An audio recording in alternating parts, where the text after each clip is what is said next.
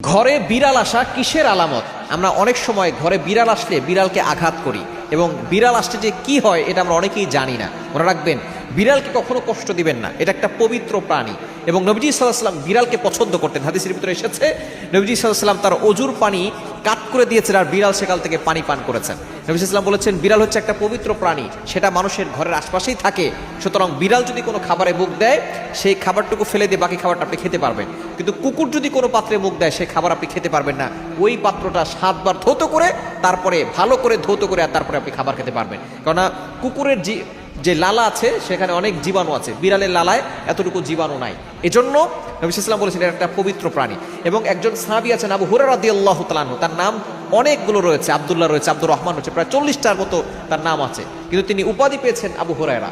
তিনি বিড়ালকে পছন্দ করতেন। একবার তার হাতের আস্তিন থেকে বিড়াল, ছোট বিড়ালের বাচ্চা পড়েছে, তো নবী সাল্লাল্লাহু আলাইহি ওয়াসাল্লাম বলেছেন ইয়া আবা হুরায়রা, হে আবু হুরায়রা, হে বিড়ালের পিতা।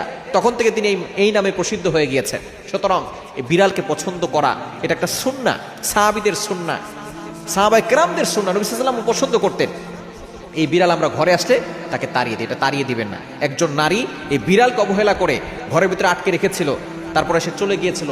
এই নারী বিড়ালকে খাবারও দেয় নাই, সেই বিড়াল না খেয়ে দুনিয়া থেকে বিদায় নিয়েছে, তাকে ছেড়েও দেয় নাই। শেষ পর্যন্ত নেককার নারী বিড়ালকে কষ্ট দেওয়ার কারণে সে জাহান্নামী হয়েছে। এজন্য বিড়ালকে কষ্ট দেবে না। বিড়াল ঘরে আসা মানে হচ্ছে অর্থের আগমন ঘটে। যে ঘরে বিড়াল আসে সেই ঘরে আল্লাহ তাআলা বরকত দেন। আপনার ঘরে যদি খাবার থাকে খাবার দিবেন, খাবার না থাকলে আপনি তাকে আঘাত করবেন না। যদি খাবার দেওয়ার সামর্থ্য থাকে খাবার দিবেন, যদি না থাকে কষ্ট দিবেন না।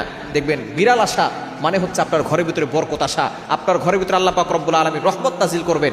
এজন্য বিড়ালকে কখনো কষ্ট দিবেন না।